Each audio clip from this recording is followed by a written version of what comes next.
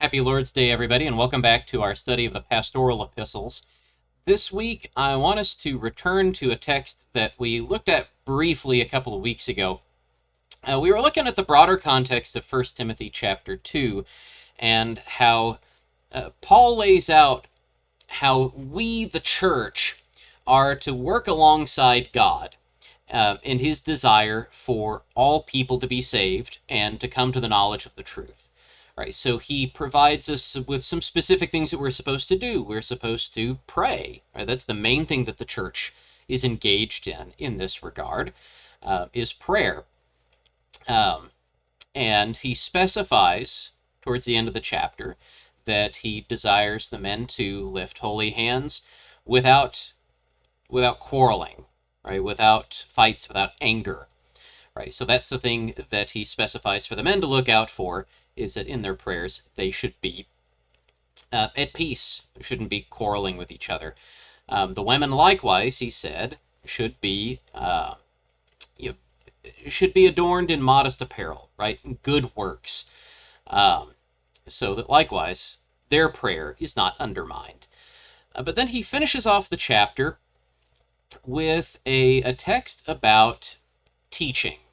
And the place of women in teaching in the church and in authority in the church. And so there's more that we need to say about this conclusion to the chapter, because it is, well, I was going to say sometimes controversial. It's more often than not, when this text gets brought up, there is some controversy about it. There's some disagreement about it. And you'll have to excuse my computer beeping at me if you can hear that. But yeah, there's some controversy surrounding this passage. So we want to look at it in a little more detail. We also want to look at it in more detail because it serves as a segue from the discussions that we have just been looking at, both in chapter 2 and also in chapter 1. We're going to talk a little bit about how it connects even back to chapter 1. This text is going to serve as a segue also forward into the discussion of chapter 3 about elders and deacons, and some of these ideas are going to come up again even later in the letter. So I want us to turn again to 1 Timothy chapter 2, verses 11 through 15. Let a woman learn quietly with all submissiveness. I do not permit a woman to teach or to exercise authority over a man. Rather, she is to remain quiet. For Adam was formed first, then Eve. And Adam was not deceived, but the woman was deceived and became a transgressor. Yet she will be saved through childbearing if they continue in faith and love and holiness with self-control. All right, so what makes this text in particular rife for controversy is that different people have different interests in this text. Some people have an interest. Well, people have an interest in making it more or less restrictive than Paul actually makes it. Right? This is a risk with all kinds of Bible texts. You can read the text too permissively, so allowing liberties that the text does not allow. Or you can read it too restrictively, trying to prohibit things that the text does not prohibit. And we're guilty of both things fairly often. And a lot of it just kind of depends on what we like and what we dislike. Right? We're very permissive about the things that we like. We're very restrictive about the things that we dislike. We're very good at regulating other people's problems and not very good at regulating our own. And our culture, like in many other cultures, the roles of the sexes tend to be controversial. Believe it or not, sometimes men and women don't get along with each other, and sometimes have lower opinions of each other than they ought to have. That boils over into misogyny and misandry, and I mean, there's lots of different ways that sexism can manifest itself, and it's as true of the church as it is of the world. Right? We are, but here's the thing, right? We're supposed to be in the world, but not of it, right? It's something that we're trying to not fall prey to as best we can. All right, just because the world behaves that way doesn't mean that we want to behave that way. Uh, but it explains why we have difficulty with texts like these sometimes. So let's start with what I think the text means, which historically has been a very common way of interpreting the text. I think that Paul is indeed prohibiting women from holding teaching authority over men in the church. Uh, so he's narrowly focused in on teaching. He does mention authority broadly, right? Which is why we generally don't do things like we don't appoint women to be elders. We don't appoint women to be deacons. Um, we don't place women in positions of authority in the church, and we don't let women do the public teaching in the church, at least as far as that teaching includes men in the audience. So that is, I think, the broad sense in which we are to understand those first two verses in our reading. Let a woman learn quietly with all submissiveness. I do not permit a woman to teach or to exercise authority over a man. Rather, she is to remain quiet. Now, exactly what Paul means by that, we'll get to later. Like, what does it mean for a woman to teach or to hold authority? What exactly is being prohibited? Where do we draw the lines? We will look at that later. But first, I want us to look at this more in principle. Because it's commonly objected that this kind of interpretation of the text basically has Paul picking on women. But Paul is not picking on women in this text. Particularly when you broaden the context out and you read the rest of 1 Timothy. 1 Timothy precludes lots of people from teaching, both men and women. In fact, I think the sense that we get from 1 Timothy is that the relative number of people who should be teaching in the church is kind of slim, all right? Relatively few. And this is something that's backed up by what we read in James, for example, right? James is not just talking out of the side of his face whenever he says, let few of you become teachers. I think that is the norm, or it's supposed to be the norm in the church. The teaching of the church, and we get this particularly from 1 Timothy and from the other pastorals, the teaching of the church is to be closely guarded. Remember, Timothy's first order of business in Ephesus, as we read in chapter 1, was putting a stop to speculative false teaching. Right? We can practically guarantee that those were men teaching. Right? So first order of business in Ephesus was not stop the women from teaching, it was stop some of these men from teaching, and then move on to stopping some of the women from teaching in certain circumstances. We read also, or we're going to read, that one of the purposes of the eldership in a church is to oversee specifically the teaching, right? It's listed as one of their qualifications in chapter 3, that an elder needs to be capable as a teacher. It is one of the things under their purview as elders. We could also consider 1 Timothy 5:17. Let the elders who rule well be considered worthy of double honor, especially those who labor in preaching and teaching. And something we might even notice here, the way that Paul frames that statement, we get the sense that not even all elders are in the role of teaching in the church. This is something that is pretty closely guarded. So Timothy's general mission in Ephesus has a whole lot to do with what's being taught. And his work there included him teaching, as we're going to read about later in the letter. It's something that he does under Paul's authority. All right, so he's concerned with, in total, cleaning up the teaching in the church in Ephesus. So prohibiting these speculative teachers who are teaching false doctrine out of the law of Moses, prohibiting women from teaching, establishing an eldership to promote good teaching and engaging in good teaching himself.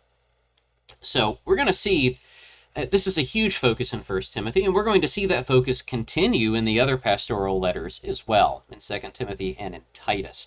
It's one of the themes that all of the pastoral letters share in common. Paul is very concerned with the teaching of sound doctrine in the churches. So, it's a general concern. And so Paul is not just picking on women in this text. There are some additional things that we need to look at, though, and just in terms of the principle behind today's text. We're going to look at a couple of different ways of interpreting today's text that I think maybe have some useful things to show us, but ultimately go astray. And we're going to do this as a means at arriving at what I think Paul really means in this text. So first, I want us to consider an interpretation of 1 Timothy 2:11 through 15 that I think is too permissive. Too permissive for the text itself and for the context, as beyond just comparing to the rest of the New Testament. On that note, before we jump into that, I said just a little bit earlier, this text, is fraught with controversy. One of the reasons why this can be a difficult text to approach is because as soon as we touch on this issue, or, well, let's say as soon as we arrive at a text that touches on gender roles in some way, we immediately want to throw the whole book open and consider the entire matter of gender roles systematically, all in one go. Which we're not going to do today. All right, it would be an enormous systematic study that,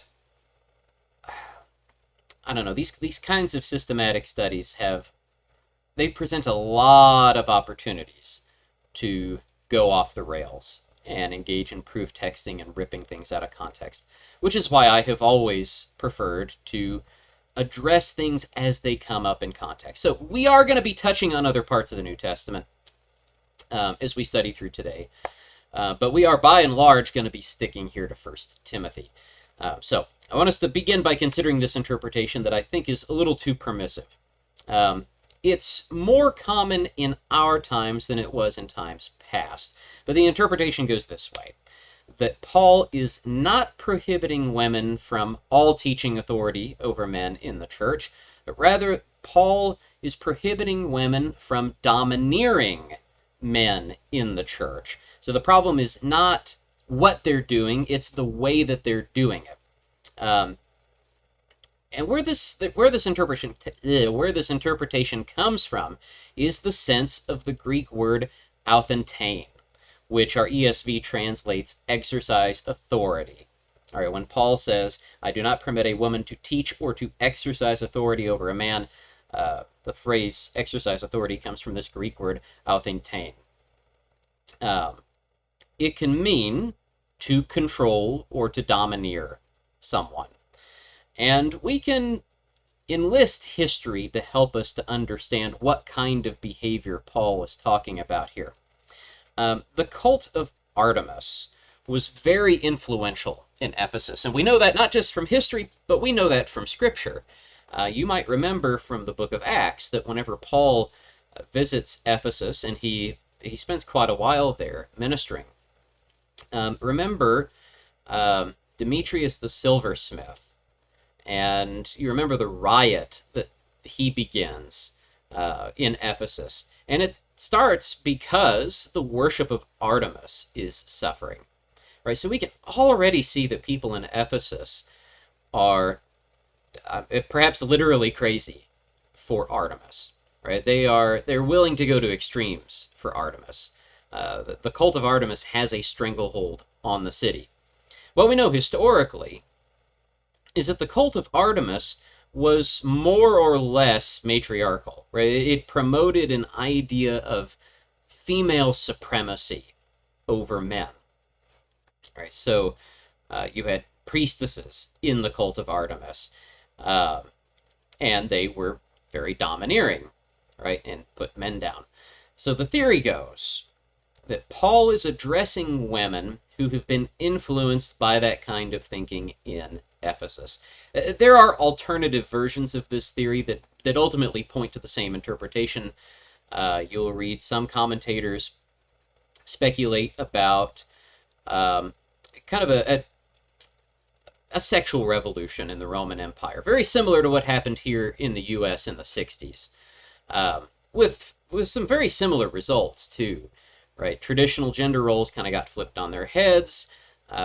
Women started considering themselves to be more liberated and started taking more liberties for themselves.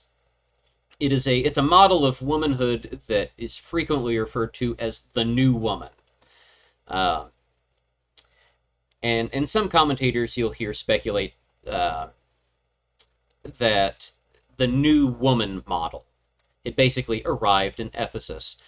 And it amounts to the same thing, right? We're talking about two different things, right? The cult of Artemis and the new woman model are different things that point in the same direction. The idea is that there's some kind of outside secular influence in Ephesus that has gotten a hold over some of the women in the Ephesian church and is causing them to become domineering towards the men in the Ephesian church.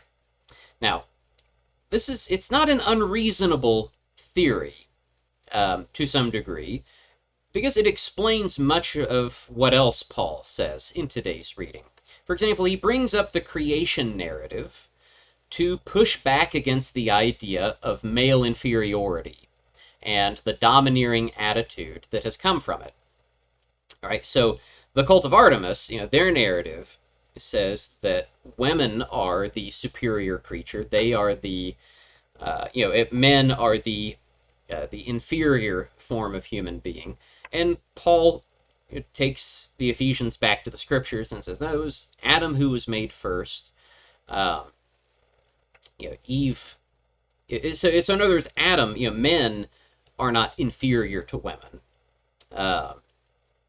He doesn't bring up Genesis to say that women are actually inferior to men. We'll get to that in just a minute. But he brings up the creation narrative to push back against this kind of domineering attitude that had come from the cult of Artemis or from the new woman model. He brings up Eve's sin to remind the women in the Ephesian church that they're not infallible, right? That they are fallen creatures. Now, nothing about either of these things, the cult of Artemis or the new woman, nothing about them comes out explicitly in the text. But it's a reasonable enough explanation for why Paul addresses this issue in the way that he does from Genesis. Right, we're going to say more about Genesis in just a minute. But I want to get to where this interpretation goes wrong. Right? I think that this interpretation brings in some useful perspective on why there was a problem in Ephesus, but it goes off the rails when it talks about Paul's solution to that problem.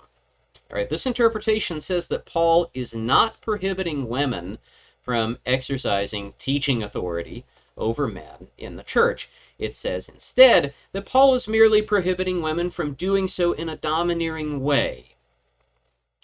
But that neglects the rest of what Paul says in the passage. Right? He doesn't just say don't domineer. He provides an alternative. Right? The alternative instruction is not just that they should lead by example, like what Peter says to the elders in 1 Peter chapter 5. Or if you go there, Peter has something very similar to say to the elders that he's writing to shepherd over the flock, not in a domineering way, but by example. Right? In that passage, there's no question about the legitimacy of their authority. The question is how they exercise their authority. All right? What the permissive interpretation of 1 Timothy 2 is doing is saying that Paul is taking that same tack with the Ephesian women. That he's not telling them, he's not delegitimizing their authority, that he's telling them that they're exercising it in the wrong way. But that's not what Paul is doing in 1 Timothy 2. The alternative that Paul provides is not lead by example. It is learn with all submission. In fact, he says this emphatically. Right? Not just let them learn quietly. Let them learn quietly with all submission. In a sense, it's repetitive, what he says. And he does that for effect, right? Because learning is active, but from the ancient perspective on things, learning is by its nature, by definition, submissive, right? The teacher is in a position of mastery over the student. And so for Paul to emphasize, or for Paul to repeat himself essentially and say that a woman should learn with all submissiveness, it is, again, highly emphatic. He does not want us to miss this, that the women in the Ephesian church are not to engage in teaching, not to engage in exercising authority. Rather, they are to be submissive. They are on the receiving end of the authority. So again, it's not they should be doing this in a different way. It's they shouldn't be doing that thing over there. Instead, they should be doing this different thing over here instead. Right? So that brings us, by the way, to another possible meaning of autheintein, to usurp, which I think is probably closer to the sense in which Paul means things here. I do not permit a woman to teach or to usurp over a man. Rather, she is to remain quiet. That is, she's to learn quietly with all submissiveness. The problem here is that the women of Ephesus have usurped the authority over the men. Now, I said a minute ago we would return to Genesis chapter 3, because this permissive interpretation of the text, it does call our attention to some things. It calls, I think, some attention to the nature of the problem in Ephesus, even if it doesn't show us Paul's real solution to that problem. It also calls our attention to the way that Paul talks about Genesis. I think this is where that permissive interpretation is actually really useful. And I think we need to spend some time there in Genesis chapter 3. For one thing, there's also a fairly good chance that Paul's teaching on Genesis 3 here in 1 Timothy chapter 2 is connected in some way with the speculative false teaching from the law that we read about back in 1 Timothy chapter 1. It's another possible explanation for why there were domineering women usurping the teaching authority in Ephesus. We've got a lot of options in front of us. Maybe it's the influence of the cult of Artemis. Maybe it's the influence of the New Woman model.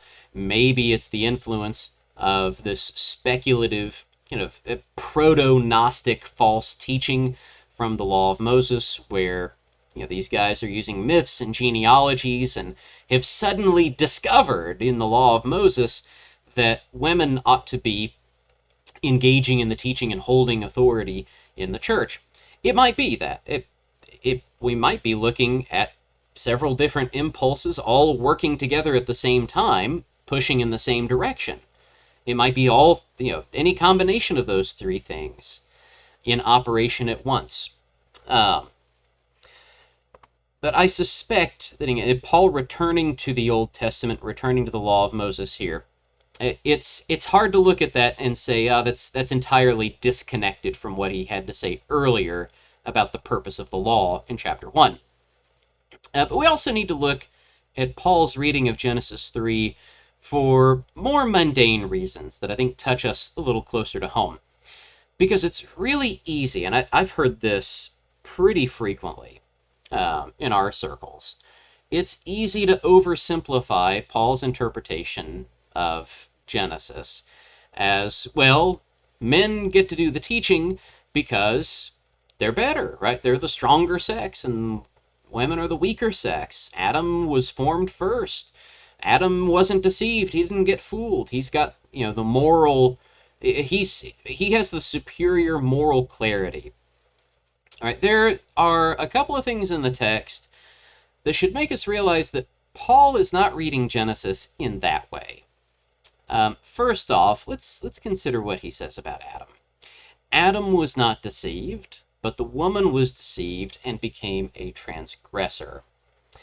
And I think that the permissive interpretation of our text, the one that wants to say that, yeah, it's fine for women to be teachers in the church, I think that interpretation of the text has rightly identified Paul's motive in turning to this passage in Genesis. Not only were the women of Ephesus out of line, but they were being high-handed about it. They had a sense of superiority about it. And Paul's purpose in bringing up the creation account is to stop the Ephesian women from being high and mighty. Right? You go to Genesis 1, you go to Genesis 2, Genesis 3, those texts cannot support a model of feminine superiority. They just can't. And again, I think that's what Paul is doing here, is he's trying to put down that sense of feminine superiority that says, we're going to run the show here in the Ephesian church. All right. He is there to put a stop to the Ephesian women from being high and mighty. He is not writing this to invite American men to be high and mighty. And I think we're misreading him if that's what we get out of it. All right, the text is, what Paul has to say is really not about Adam. What Paul has to say is really about Eve, because he's concerned with women who are misbehaving. And look, here's the thing. Paul can read Genesis better than we can. Right? Do we really think that when Paul says Adam was not deceived, he means to say that Adam's moral clarity inherently makes men better teachers than women in the church? All right, if you go back to Genesis, that's a nonsense reading. That's not what Paul is getting at. All right, I don't remember Adam exercising any moral clarity in Genesis chapter 3, because he was present as the serpent was speaking to Eve. Right, you go back to Genesis 3, it's not all that clear in English, because again, we don't distinguish between singular and plural second-person pronouns. So I'll adapt what the serpent says to Eve in Genesis 3 into the Southern Standard Version. Right? This is based off of reading the Hebrew, which uses plural pronouns. This is what the serpent says to Eve, again in Southern Standard English. Y'all will not surely die, for God knows that when y'all eat of it, y'all's eyes will be opened, and y'all will be like God, knowing good and evil. All of the yous in the passage are plural. Right? And our reading of the text, again, Adam is there. And the fallout of Genesis 3 makes it clear that Adam was condemned just as well as Eve was. Right? They had both sinned, and they had both demonstrated a lack of judgment. Paul is not trying to extol Adam in 1 Timothy 2, nor is he trying to extol all men through Adam.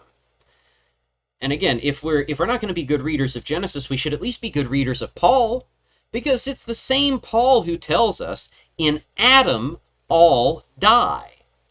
And do we really think here that he's trying to hold up Adam in 1 Timothy 2? That he's trying to hold up all men through Adam in 1 Timothy 2?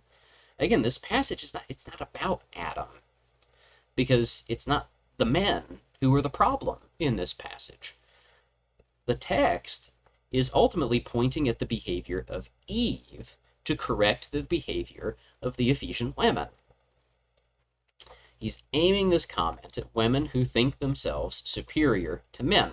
Right, and it's kind of funny, because one of the arguments that you will often hear in favor of women's ordination, right, so allowing women to preach and teach and exercise authority in the church, is that there are women with superior intellect and superior moral clarity and superior teaching ability, and women with these kinds of superior qualities to them ought to be allowed to exercise teaching authority in the church because of those superior qualities, right? And people act like it's a crime to hold these superior women back from positions of authority.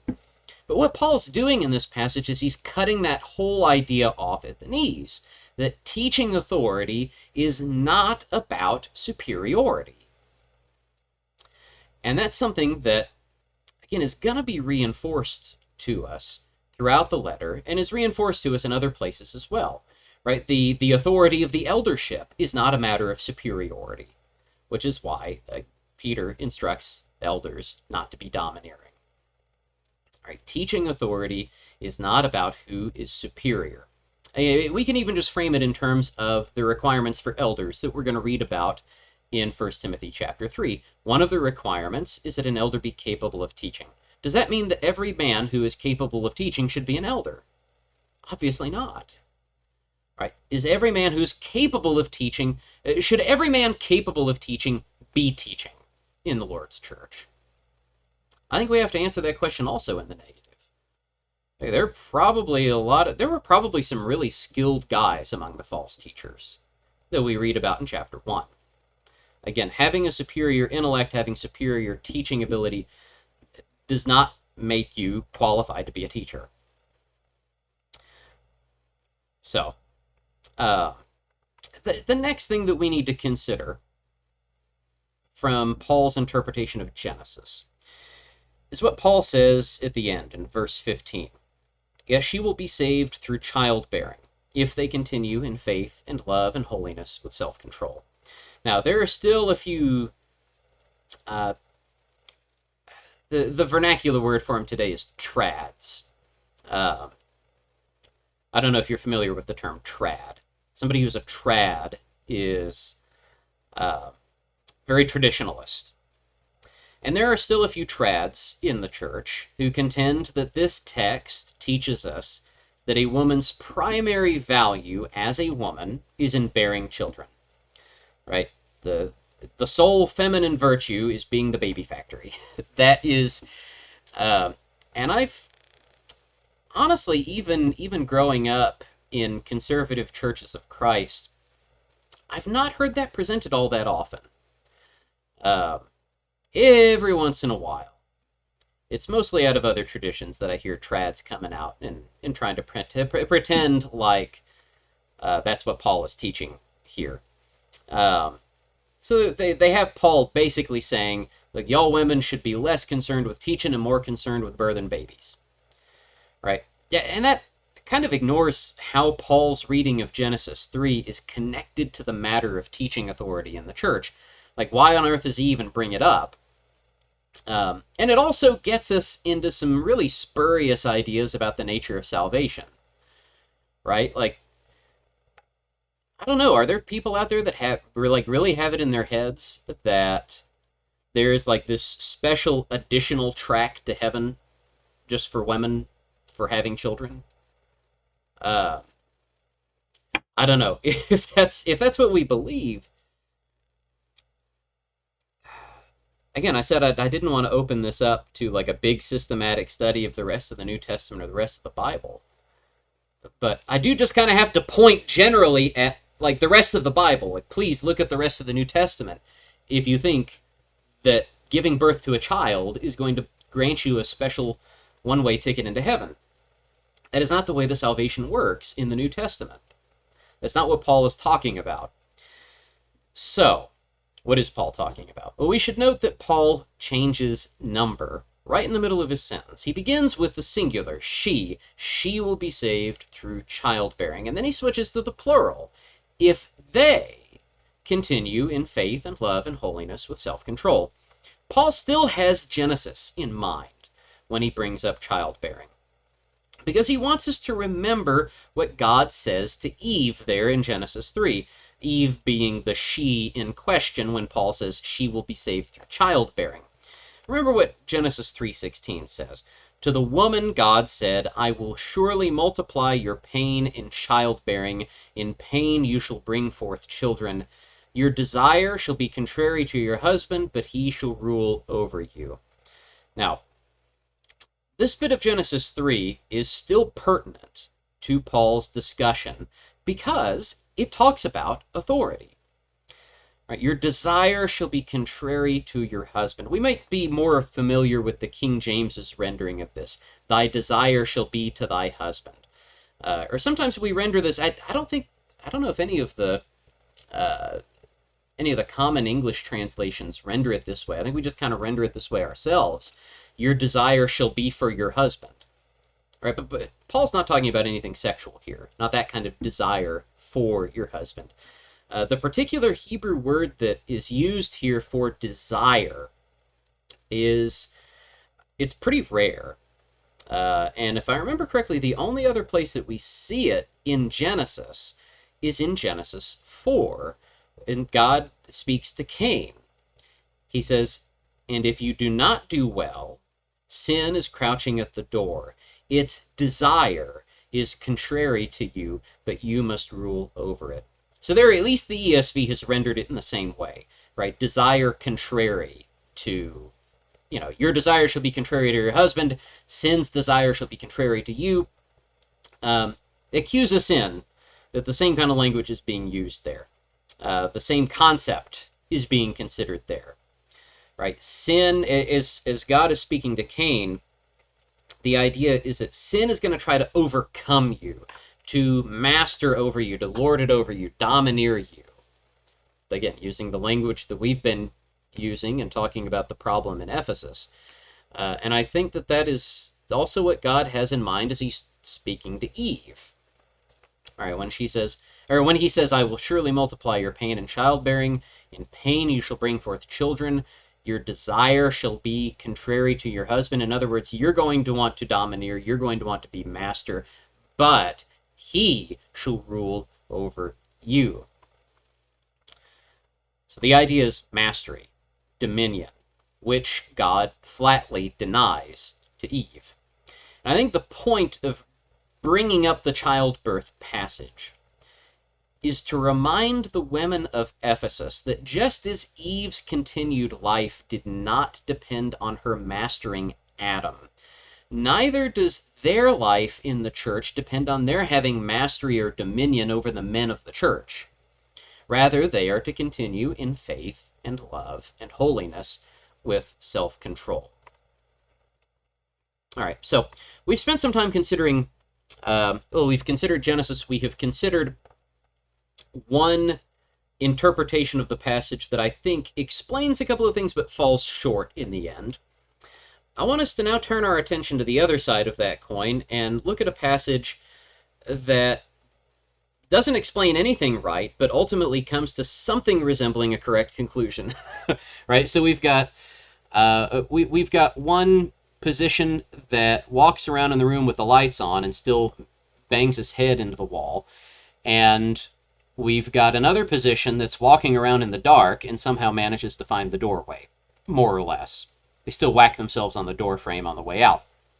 But this second interpretation we're going to look at is at least as common in our circles as the permissive interpretation. In fact, I suspect it probably has more purchase in our circles than the permissive interpretation does.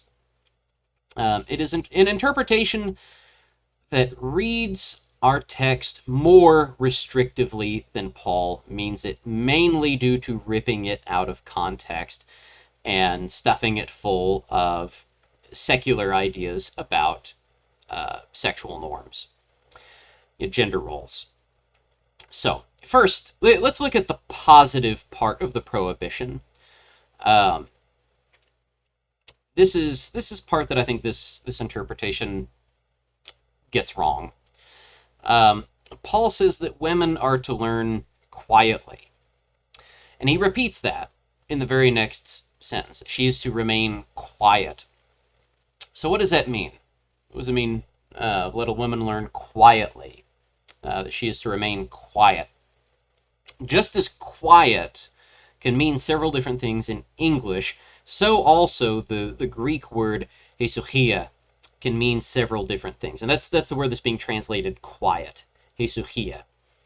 The most restrictive interpretation of this text requires absolute verbal silence. And this is fairly common in our circles. There are, and this as a matter of conscience, I know there are a lot of women who will not speak up at all as long as they are in the church building, in any kind of context. I know women who are uncomfortable uh, commenting or asking questions in Bible class. I know of women who are uncomfortable offering any kind of, even offering anything during the announcements. Um, and that is it. And let me stress here, by the way, I don't want to offend anyone in their conscience, right? If you're a woman who is uncomfortable with those things, don't interpret this as me trying to pressure you into doing those things. Uh, I want you to consider some things about the text, but ultimately I'm not going to ask anybody to violate their conscience in this regard. Uh, if you want to be absolutely verbally silent, by all means, be absolutely verbally silent. Paul's not requiring anybody to talk. In fact, I'd say half the time, Paul's preferred mode is everybody shut up, right? Most of us talk too much. Uh, but let me just say, just to move forward in the text, I do not think that that is what Paul is calling for in this text. Quiet and hesuchia can refer to silence in that sense, like no noise, zip it, the lack of sound. But that is not, at least how hesuchia is usually used in the New Testament. It's only used twice in the New Testament outside of 1 Timothy, and it's only used by Paul one other time, in 2 Thessalonians 3, verse 12. Now such persons we command and encourage in the Lord Jesus Christ to do their work quietly and to earn their own living. We see even in this verse, by the way, how the English word quiet means more than just silence. Right? Because, again, hesuchia has been rendered quiet, again, in this passage. They are to do their work quietly. Paul is not enjoining these people to put some duct tape over their mouths while they are working. We know what it means to work quietly. It means to be at peace, right? It means, quiet can mean peace. It can mean tranquility. It means stillness, a desistance from bustle, right? Because we get the sense, so whenever Paul says work quietly, we know what that looks like. Now, you might be talking, you might be singing, you might be whistling, you might be making plenty of noise and still be working quietly, right? You understand what that means. I think that that's the sense that Paul is getting at in today's text. It's pretty typical language for a learner in antiquity, just like the language of submission is. Right, again, returning to 1 Timothy chapter 2, it says, let a woman learn quietly with all submissiveness. All right, this is language that's fairly common for talking about the relationship between learners and teachers in antiquity. The learner's job is to sit at the teacher's feet and pay attention to learn the lesson. And tranquility, a desistance from hustle and bustle, is necessary for proper learning. That's not the same as being silent. And any teacher can tell you that. If you have taught people, you know that there's a big difference between silence and tranquility when it comes to learning. There are some students who are, they are tranquil learners, but they're still asking questions. They are still making comments. And whenever they do that, as a teacher, you don't jump down their throat, right? If I'm sitting, if I'm at my desk in the classroom and some student asks me a question, I'm not going to be like, oh, you want to sit back here now? Oh, you think that you're Mr. Adkisson? You're going to be the teacher? Right? Like, they just asked the question.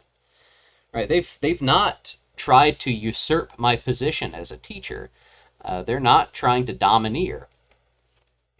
They are trying to better learn the lesson, or at least if they're asking a genuine question, or if they're making a genuine comment. They are trying to learn, like Paul says that women are supposed to learn. So the tranquil student, again, still pretty commonly speaks, but with submissiveness rather than with authority. So, in reading this text, I don't think we should be more restrictive than Paul means to be with this verse.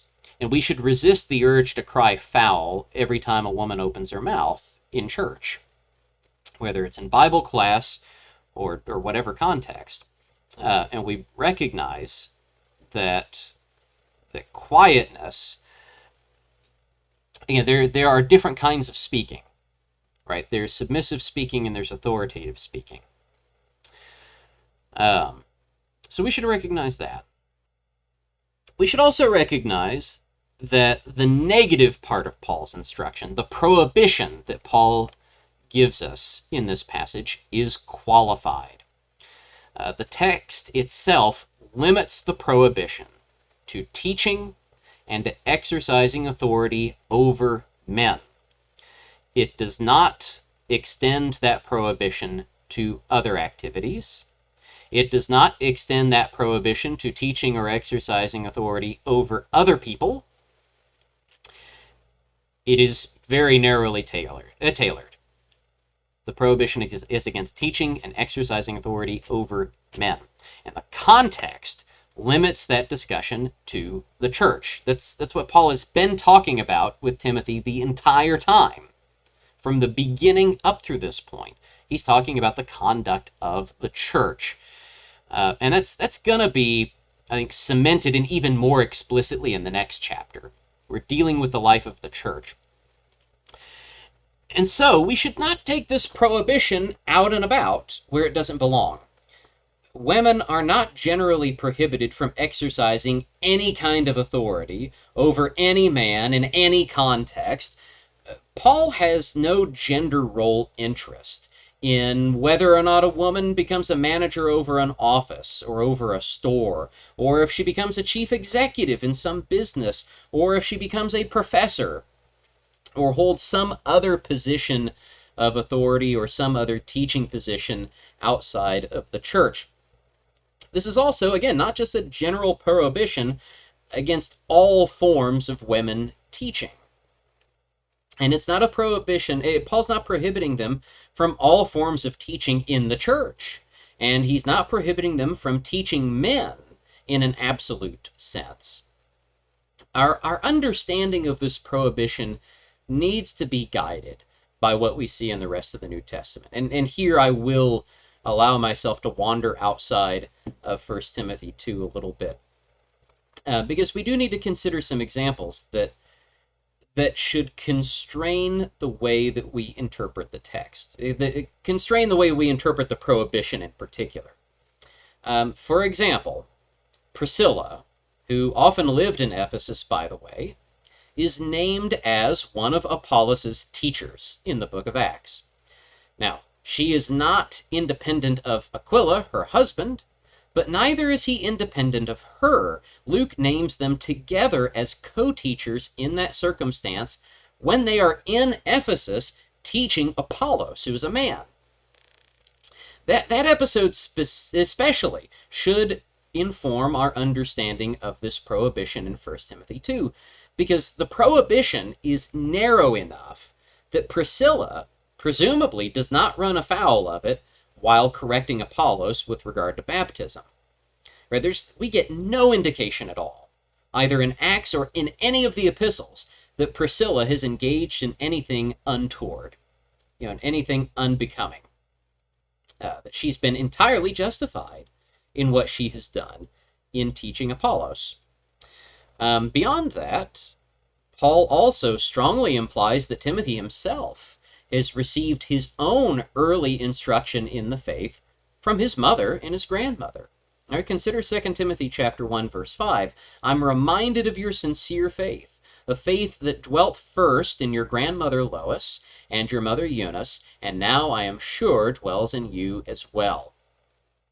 All right, the mention of Lois and Eunice makes little sense otherwise, unless Paul means that, again, that Timothy received the faith from them. And Paul explicitly gives women a teaching role in the church. You look inside Titus chapter 2, verses 3 through 5. Older women likewise are to be reverent in behavior, not slanderers or slaves to much wine. First off, we can notice how what Paul has to say here is consistent with what he has been saying in 1 Timothy 2 in the kind of behavior that women are supposed to exhibit. And it's not just specific to women, by the way. But they're to be reverent, not slanderers, not slaves to much wine. They are to teach what is good, and so train the young women to love their husbands and children, to be self-controlled, pure, working at home, kind, and submissive to their own husbands, that the word of God may not be reviled. Right, so women have a formal teaching role in the church. And we shouldn't expand Paul's prohibition here outside of what he means it for. So we need to resist the urge to cry foul every time that we see a woman teaching, or every time that we see a woman in a position of authority outside of the church. Right? I've run into plenty of that in the churches of Christ. People bemoaning the fact that, the women are taking more positions of authority out in the secular world. Where do we get the idea that they shouldn't? If we're trying to come up with a biblical answer to that, we're not going to find it in 1 Timothy 2:11 through 15. Right? If that's what we're reaching for, we are wrangling that text out of its context, and we're making Paul say something that he doesn't say. So where exactly do we draw the lines? All right, we said we've been holding that question in reserve all through this time together. What exactly does it mean for a woman to exercise teaching authority over a man in the church? And here, Paul does not get as specific as we would like on it. We have the examples that we've looked at in the New Testament that guide us in the way that we think about this question. But the text itself is not specific enough to lead us to some really definitive, hard lines. It's fuzzy enough to lead to some honest differences of opinion here. I'll just give you an example. Is an academic course about the Bible taught at an independent college part of the life of the church? And would it be a violation to have a female professor teaching such a class? Now, we might still, at the end of the day, arrive at the conclusion that we're not going to have a woman teach that class because we don't want to violate anybody's conscience. Right? And the violation of conscience, we've looked at it closely enough when we were studying 1 Corinthians. It's a serious issue. Sometimes we can turn it into an excuse for things. An excuse for bad behavior. But it's a serious thing. All right, we shouldn't just dismiss it out of hand. But in principle, right, if we weren't considering the consciences of people around us, if we were just trying to answer this in principle, is it a violation of this principle in 1 Timothy 2 to have a female professor teaching an academic class in an independent college? So it's not part of the church. It's not happening in the context of the worship assembly. It's not attached to the church in any way, shape, or form. But the class itself is about the Bible. And it's an academic class. Should a woman be teaching it? I think the person could make some pretty reasonable arguments in several different directions. And I've heard some fairly reasonable arguments on both sides of it. It comes down to what I think is an equally difficult question. What are the limits of the church? Right? Are we just talking about the worship assembly? I think most of us probably wouldn't limit the life of the church to the worship assembly. Right? Paul's concern throughout 1 Timothy includes the worship assembly, but I think in a lot of these passages we would say it has implications for how we act outside of the worship assembly. So, for example, what Paul has to say about modest apparel. Just the verse before today's reading. Do we say that goes out the window as soon as the final amen is said and we start walking out the doors? Well, I think none of us would say that. As we've said before, we recognize that the life of the church and our personal devotion, they have some overlap to them. So where do we draw that dividing line? It's very difficult to say. And I think perhaps the most definitive answer that Paul gives us in 1 Timothy is the actual authority structure of the church. He's shown us illegitimate authority in the church. He's shown it to us in false teachers in chapter 1. He has shown it to us in women here in chapter 2. He's going to show us the legitimate authority structure in chapter 3, which is the eldership. And as we're going to see the next time that we study together, it ultimately falls on the elders to ensure the integrity of the teaching in the church. And the main reason that each congregation is to have elders is because each congregation is going to run up against an infinite variety of cases that require judgment. It's very similar to Moses in the wilderness, right, and Jethro's advice to him. Right, Moses spends all day listening to all of these different cases come in and having to render judgment on all of these different cases. And Jethro just says, look, appoint guys, right? You got leaders in every tribe. Have guys in every tribe. Have the tribes deal with their own problems. You shouldn't have the 12 tribes coming to you to answer all these problems, to one man. Likewise, all of the congregations, they have their own problems. They don't need to be going to, there's all kinds of places that they could run. But what the New Testament puts in place is the eldership. And it's the eldership, ultimately, that is supposed to answer those kinds of questions for each congregation. That takes us into some uncomfortable territory, by the way. So, what? You mean that different congregations can, in good faith, have different answers to different cases? And we're not gonna start, throwing the yellow tag at some of. We'll get there when we get there. So, what we're going to see, though, as we proceed through the letter, is that what Paul has to say here in today's text connects together with a lot of the things that he's going to write about through the rest of the letter. Like the eldership, like the office of widow, which he'll write about later in the letter, several other things. So we will come to those things when we come to them. Next week, though, we will not be having a video, and I feel like I probably ought to address this here, too. We didn't have a video last week because my wife was out of town for a funeral, and I was basically being single dad during that time. So I was not able to come into the office to get a recording done. So my apologies for that. Next Sunday, we are going to be traveling to see my family, and so likewise, I'm not going to be anywhere near my office, and I'm not going to be recording a video.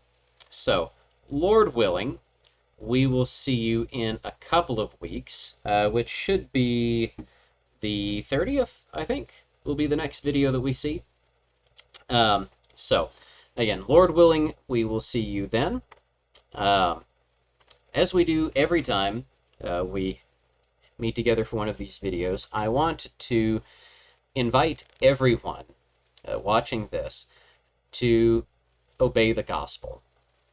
Right? If you have not obeyed the gospel, if you have not become a follower of Jesus Christ, get in contact with the Church of Christ near you. if you're in the St. Petersburg, Florida area, get in contact with us, the 14th Avenue Church of Christ. And wherever you go, the members there will be more than happy to study the way of Jesus Christ with you. We encourage you to believe the good news that Jesus is the Son of God who gave himself for our sins. Turn away from the life of sin, repent of it, and commit to becoming better. Confess Jesus as Lord, be baptized into his death, burial, and resurrection for the remission of your sins, and live an obedient life, striving to be more like Jesus each day. I want to thank you all for joining us today. I don't have my glasses. Let me do the old man kind of peering thing, see how long we've been going. Oh, goodness, we've been going for an hour. I want to thank you for joining me for this hour. I hope that some of the things that we have said today have been useful and enlightening. Again, this is an awfully short passage to spend an hour on, and I feel like I need to apologize for that. But there are so many controversies that come out of this short passage. Because, like we said at the beginning, dealing with any kind of relationship between the sexes just instantly makes things that much more controversial. So, we had a lot to cover. I want to thank you for sticking it through, and we invite you to come back, not next week, but the week after, Lord willing, as we jump into 1 Timothy chapter 3 and consider elders and deacons, a famously not controversial passage.